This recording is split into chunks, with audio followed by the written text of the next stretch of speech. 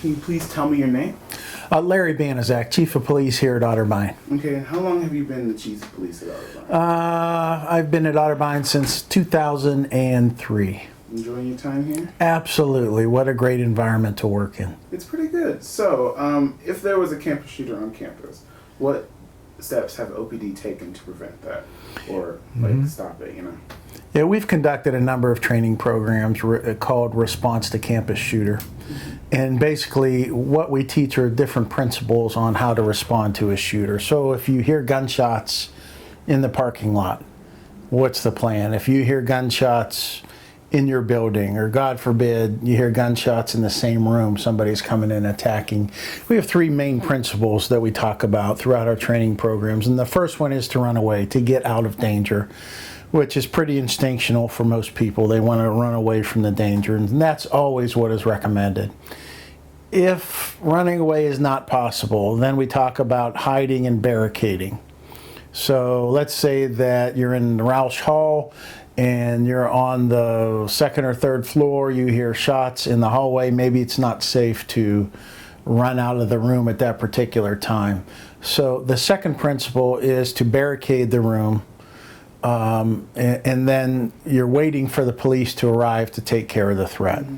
So the longer, the shooters are looking for targets. What's important to them is fame. What's important to them is body count.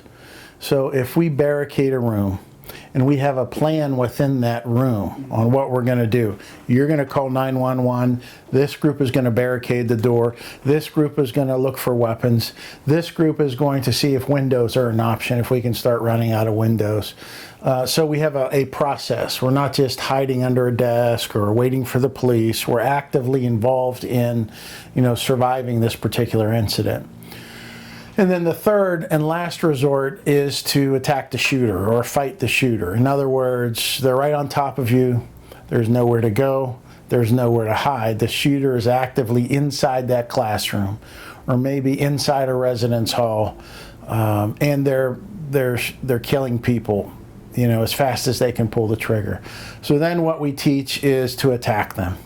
In other words, pick up whatever you have, throw it as hard as you can at that person's face. So you have all these objects coming at the shooter's face. Then we teach to attack the shooter. We teach to go up and take the gun, point the gun to the ground. And this may be 2, 3, 4 people on the gun. The other people are going to take the shooter down to the ground. They're going to hold him there. They're going to get rid of the weapon. And they're going to hold him there until the police arrive to take care of the situation.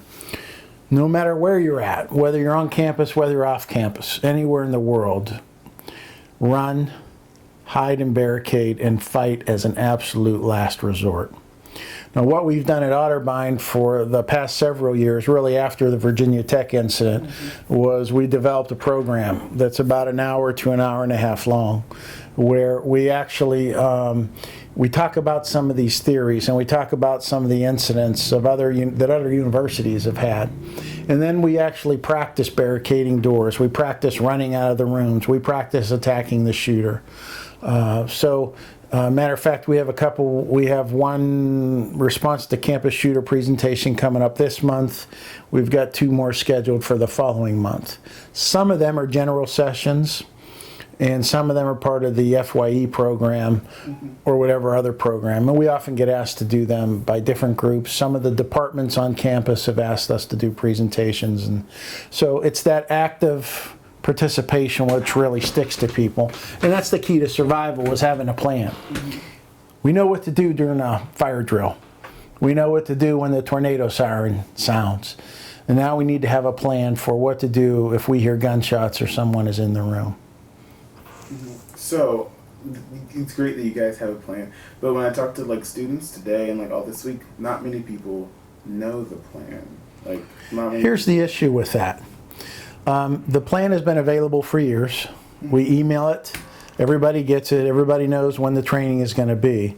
But getting people to take it seriously and show up and actually go through the training is another thing.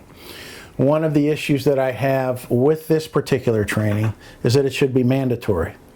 Every student, staff, and faculty person should have to go through the training and then receive periodic updates. but I haven't been able to make that happen yet. So we can't,